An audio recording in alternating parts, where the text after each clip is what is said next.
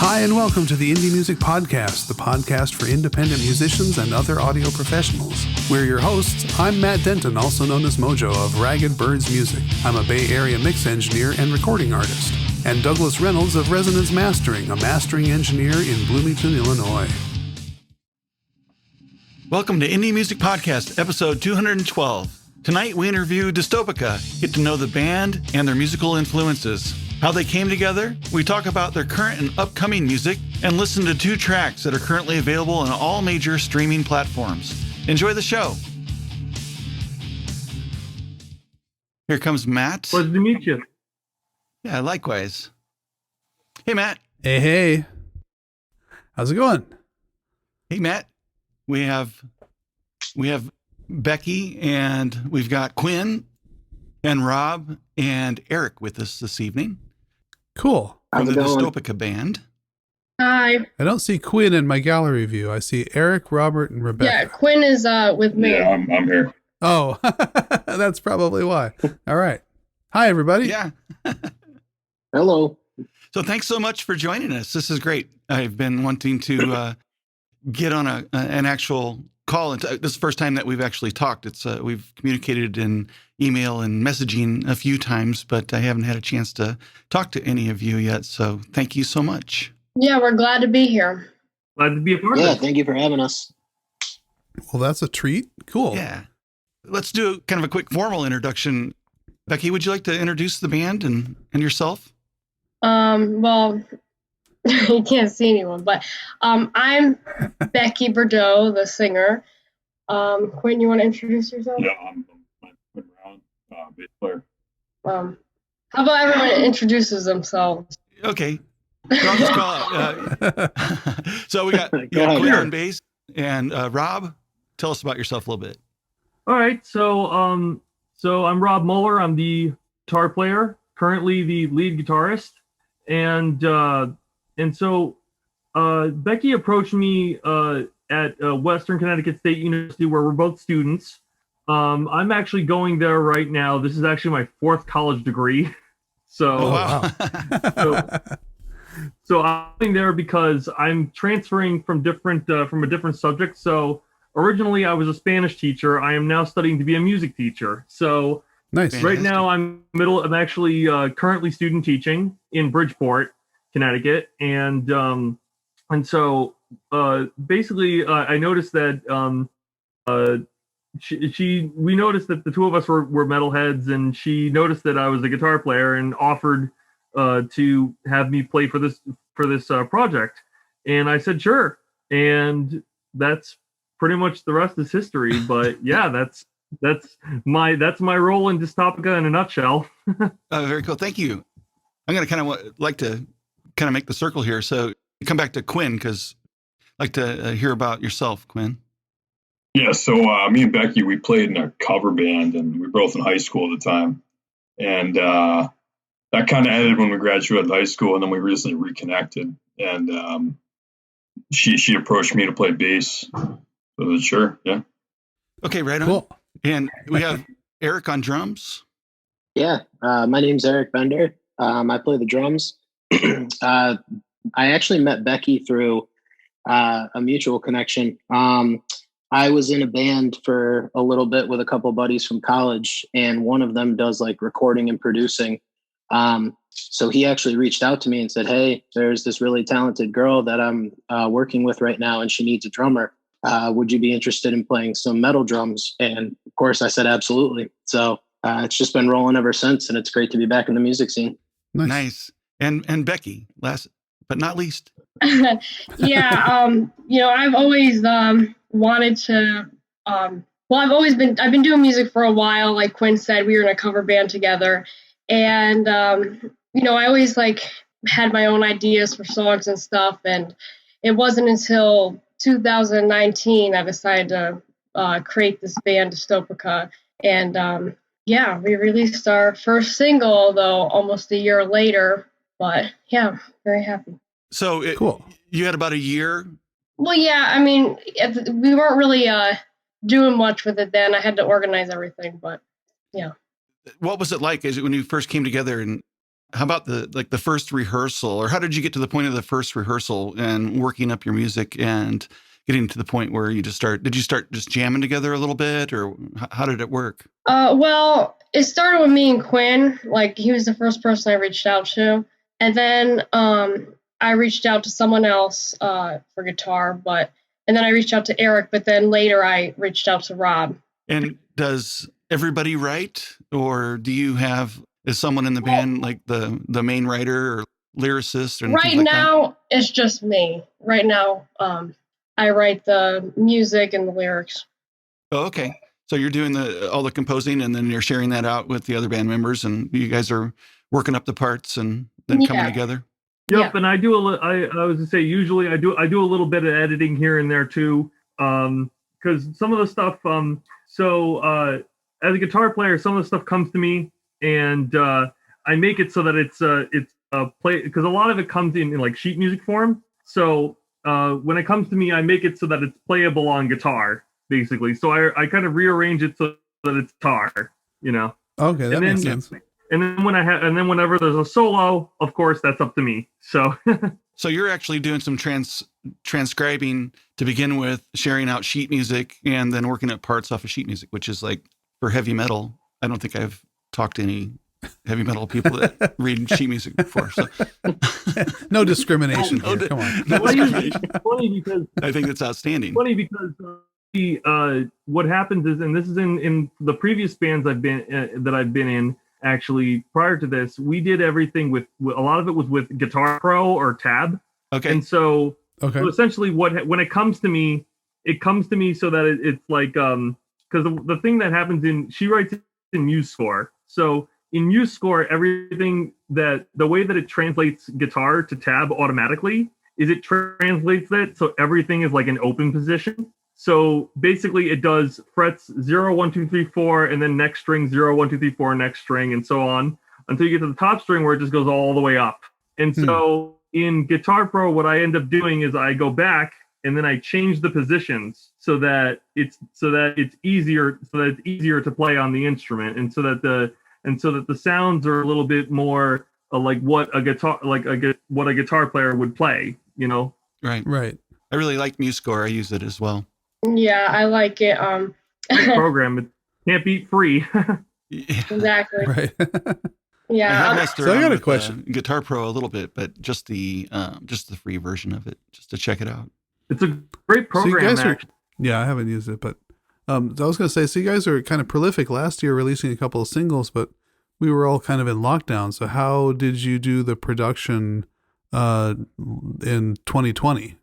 Well, we've been recording it, and like sometimes we'll record it where we record the guitar and bass first, then the drums, and I do the vocals last. But basically we've just been recording. I mean, no live gigs right now. We can't anyway. So, Was your recording process like guitar and bass go in and do their tracking, and then maybe Eric comes in a different session and lays down drums and things like that? Were you coming in last for vocals? Yeah, usually I do the vocals last. The music that you put out last year, which I know a lot about, but our listeners, we'd like to definitely introduce them to your music. I know the stuff that you have out there right now is available on all major streaming platforms and out on YouTube. Could you tell us a bit about the songs that you released in 2020 and also here in 2021? Yeah. So we got 4 songs out right now: Broken, Trapped, which we also have an acoustic version of, Torn, and The Seasons. So, and we have actually 2 more songs now in the process of being mixed, and those songs will complete our first EP, Perception. Nice. Yeah. And what's the name of your EP? Cool. Perception. Okay. Do you have a kind of a targeted release date for Perception? No, but it'll definitely be out probably sometime around May. Okay, fantastic. Nice. Yeah, so right now you've got 4 songs that are out and available to listen to everywhere, and you've got a couple that are upcoming. So the ones that you've been doing, I know I've got a couple of them queued up The first one is Torn. And I thought maybe we could maybe tell us a little bit about Torn and how that song came together and some of the process of actually composing, arranging, and then finally recording the song. Yeah, the first thing I thought of from that song was the chorus. The melody came to my head one day, so I just started working off of that, and I just built a song from that. And then later I wrote the lyrics and put them in. I always write the music first. Oh, do you? Okay. Mm-hmm. I think Matt has a kind of interest in that approach. Yeah, totally. Yeah, I've done some top lining, and I'm curious. When you do that way? Do you do a vocalization scratch track that you then write the lyrics to, or do you just listen to the music and kind of fill in the blanks? Well, it depends, because so I'll write my melody line with the music, or like if I think of like a guitar riff and then like I want to put a melody line over it, like I'll write my part first, like what I'm going to sing, and then I'll put the lyrics in with that and see if they make sense, like if the words fit with the music. Yeah. Cool. Well, why don't we, if it's okay with you, I'd like to play Torn for our listeners and introduce them to your music. Would that be all right? Yeah, of course. Okay.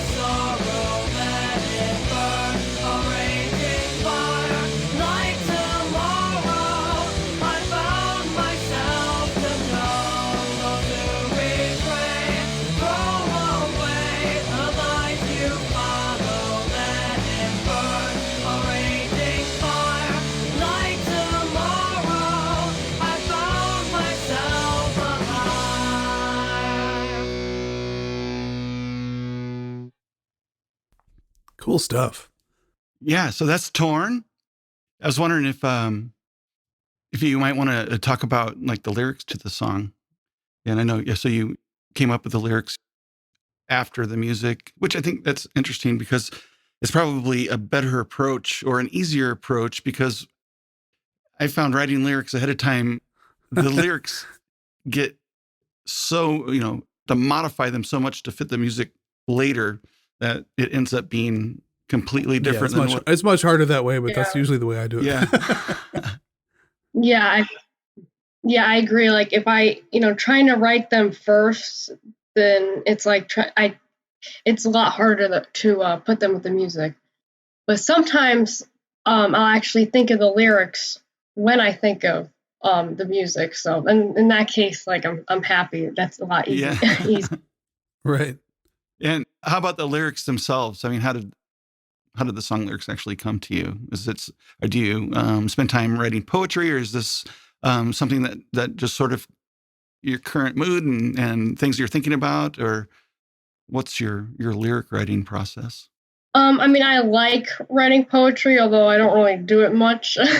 Yeah, I mean, it depends. Like, I mean, usually when I think of the music, like I already have a mood for the song. So, it depends. Like each song has a different meaning. Yeah. So how about your influences, both lyrically and musically? Who inspires you? What do you like to listen to? Well, I know, well, as a singer, the people I look up to, I'd say my three like idols are Pat Benatar, Bruce Dickinson, and David Draymond. Nice. And I actually had the opportunity to meet all of them. Really? Yes. And when I met David Draymond, it was at a Disturbed meet and greet. And at that show, they actually called me and my friend on stage, and they had me sing something. Nice. Fantastic. That was a surreal moment for me. I'll bet. Were you nervous, or did you have time to be? Oh, I was nervous, but it was just like, I'm like on stage now in front of 10,000 people, It's like, what am I going to do? Yeah. It was How a cool great is that? time, though. How about you, I'll Rob? bet. Who's your influences? Wow, what a question. That list is about 9 miles long. And I'm not kidding when I say that, I because understand. I mean, my influences really span all over the place, like as a guitar player, I think as a rhythm player, my biggest influences were always like, I always felt like the best rhythm players were the ones that were dead center with their timing. And I would say I always went with people like Dave Mustaine is probably my big one. Yep. For rhythm players. Scott Ian is another. Yeah, I'm my favorite. mostly a thrash metal guy. So another one is like Eric Peterson from Testament is another one. Mhm. For leads, I've been heavily influenced by Yngwie Malmsteen, by Dave Suzuki from Vital Remains, also from Testament, Alex Skolnick. Mm-hmm. I've even every so often I might hear a tune that I know, a really popular one, and I might say to myself, "Oh, that actually sounds like this will fit in that song. Why don't I do a little variation of that, and we'll throw that in and see how that works." Cool. And so that's sometimes where that comes in from. But I also got to say, I'm one of those people who, have you ever heard of the Desert Island album concept? Oh, yeah. I think we've actually talked about this before, haven't we? Yeah, we have. Oh, nice. So I'll tell you mine. Mine is the Boston Self-Titled. All right. Okay. That is like the ultimate. Oh my gosh, that album is just, every single song is a hit. It's unbelievable, and I'd say that's an influence on me in the sense that whatever I put out, I really want to. I want to make sure that whatever I'm doing musically is a hit. That I really want to put as much as I can into it.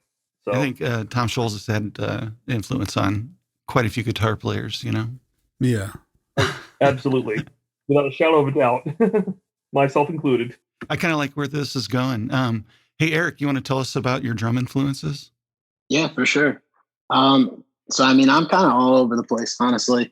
My biggest influences started back when I was in like third grade.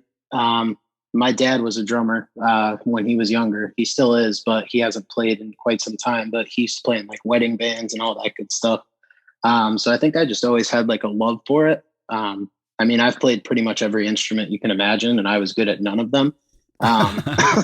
So I always gravitated towards drumming. But I just remember when I was really little, my favorite band was Green Day when I was in third grade, and I still love them. But I started off in my parents' basement, just playing along on a drum pad and the couch before I actually got a drum set to Green Day's Bullet in a Bible DVD. Just watching Trey Cool play live and just trying to emulate his goofy yet like solid in the pocket playing. And then from there, it kind of just grew, and I started really, really liking different types of metal. I fell in love with like Megadeth, the whole Big Four. But then I started gravitating more towards like metalcore, bands like The Devil Wears Prada in their early days. And now my favorite genres now, I listen to a lot of like pop punk, technical metal, a lot of easy core. I'd say that probably my favorite bands right now are like 4 Year Strong, State Champs, The Wonder Years, Seaway. I really like bands like Dance Gavin Dance, Born of Osiris, August Burns Red. So I usually listen to a lot of bands like that. Before I go into studio sessions, I try to listen to a lot of like 3 Days Grace and Bullet for My Valentine though. I feel like their styles are just kind of not really similar to what we're doing. But it gives me, for whatever reason, it gives me the right inspiration of, okay, here's where you can pop off with fills and here's where you can stay in the pocket, but put like different little spins on everything so it doesn't get repetitive and boring. But in my free time, honestly, I'm usually on YouTube, just watching different drummers, picking up on their techniques, and just listening to like live shows of them. Like I can't get enough of it. If I had to pick favorites, I'd say Luke Holland is definitely my biggest influence and my favorite drummer of all time. I mean, the way that man can play a drum set is just absolutely disgusting. I don't understand how he can write the way he does and make it sound so consistently incredible. I really like him. I really like Josh Manuel from Issues, Jake Mizuko from 4 Year Strong, Matthew Greiner from August Burns Red, Adam Gray from I Wish They Were Still a Band, but Texas in July. Always secretly hoping for a reunion from them. But a lot of like metal drummers, metalcore drummers, and then a few like those pop punk bands I mentioned earlier, Knuckle Puck too. Just listening to those bands too, because like I said, sometimes I can kind of like go a little too nuts and I have to remember to stay in the pocket rather than just trying to put fills everywhere and be weird. Right. Yeah. Right. So that's a great list. And I love that tip of listening to a particular couple bands or particular style to bring a certain energy into the studio before your session. That's a good tip. Thank you. You know, I do that before I go into my sessions in my studio for production and listen to things in the same genre. It sets your ears, it sets your mentality. You know, it gets you in that groove for whatever the genre is that you're getting ready to move into, at least for me. But yeah, I think that's a great tip too. And Quinn, thank you. Let's hear from you, man. Yeah, so hands down, Geddy Lee. That's it. I've always been a Rush fan. If there's anything that's been constant in my life, so I've always listened to Rush. You know, gone through other musical phases, but yeah, I always try to chase that bass tone. I've been very fortunate to see Rush 5 times. Met Geddy Lee before. It's a cool experience. Nice. Honorable mention, probably Chris Squire. I do own a Rickenbacker bass. You know, it's a cool thing to play. I do like that bass, but I'd say the Geddy Lee jazz bass I have it's just a perfect all around tone. I do like that bass. Cool. Yeah, I saw Rush. Eric Johnson opened up for them. I think that must have been around 92, somewhere in that neighborhood, maybe earlier. That must have been quite a show. Yeah. Eric Johnson was louder than Rush. I mean, it was actually painful. That's funny. So I did peek at your guys' artist playlist. You guys on Spotify have your own individual playlists of favorite stuff you listen to and influences. And so much of that is is like right in my favorite wheelhouse: Maiden and Priest and Megadeth and Disturbed and Testament. Yeah, and some of those guys are local to me. I see some of those guys around town at other people's shows. It's kind of funny. That's so cool. Yeah, Iron Maiden's my favorite band. One of the best live shows. I saw them on the Somewhere in Time tour. Nice. That's nice. I saw them 3 times, but yeah. Bruce Dickinson, he's amazing. I mean, and on the stage and off the stage, he's a great human being, you know? Yeah, like I said, I met him. I actually met him at a book signing, and he was really nice. He's a really nice person. He seems like it. I think from everything that I haven't met him, but in the interviews and things like that, he just seems humble and nice. You know, he's definitely, you wouldn't think of his character if you met him on the street versus what you'd get from on the stage and the energy that he has there, you know? Right. It's true. But he's one of my favorites as well. So we've got timeless talent. Yeah. So we've got a couple songs you were telling me that you just mentioned earlier that you're getting ready to, that you're currently working on, and those are going to become part of the EP. Could you tell us a bit about that upcoming music?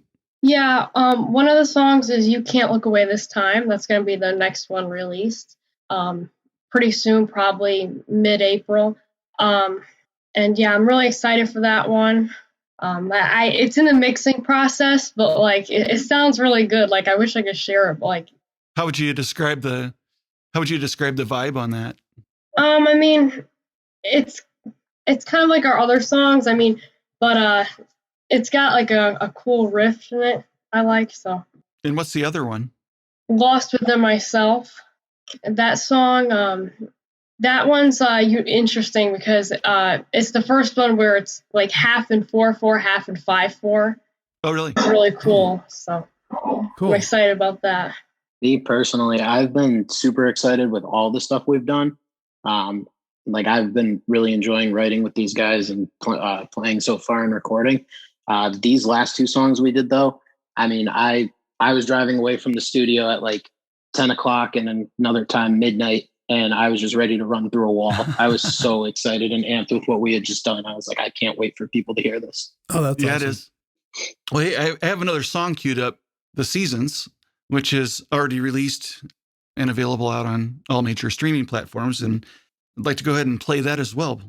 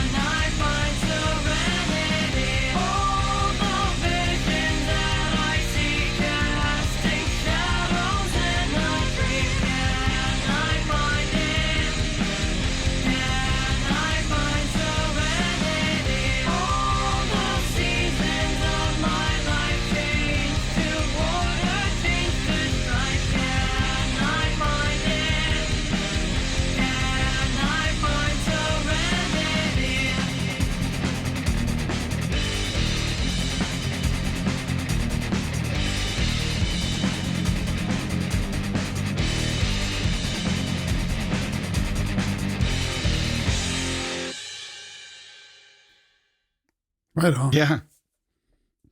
I definitely hear a little Priest in that one. Oh yeah. Yeah, I Yeah, have to agree with that. they're a big influence for me, musically. So it's probably why. So we've got to close up here, but I wanted to make sure our listeners know where they can find you. So where are you out on social and everywhere? We're on Facebook, Instagram. We got YouTube. Our music's on Spotify and all streaming platforms. So Yeah. We'll have all those links in our show notes for everybody. Yeah, we will. We'll definitely do that. So thank you very much. We really enjoyed having you with us tonight, listening to your music, getting an idea of where you guys come from and your influences. And we're really excited for your upcoming releases and then finally that EP. So that's really great. Yeah, looking forward to it. Congratulations on Thanks for coming how on. everything's going for it. thank you. Yeah, we're glad to be here. I just want to say thank you for having us here today, and thank you to everyone who's been listening and sharing our music, because we really appreciate all the support, and we're looking forward to sharing new music soon. Yeah, Cool. looking forward to hearing it. All right. Absolutely. Yeah, thank you for having us. Thanks so much. Yeah, Rob, Eric, Quinn, thanks so much. Thank you very much. It's been a pleasure. Yeah, thank you. All right. Okay, everybody, listeners, thank you for listening, and make sure and check out Dystopica, and the links will be in the show notes. Thank you. Have a great week, everyone. All right, Hey, cheers. you too. Enjoy. Take You care. too. Good one. All right, bye-bye. Bye. Take care. Well, that wraps up another episode of the Indie Music Podcast. Please like and subscribe, share with your friends, or just leave us a review on iTunes if you like what you've heard. Find our social links and episode guide at indiemusiccast.com. Until next time, keep creating.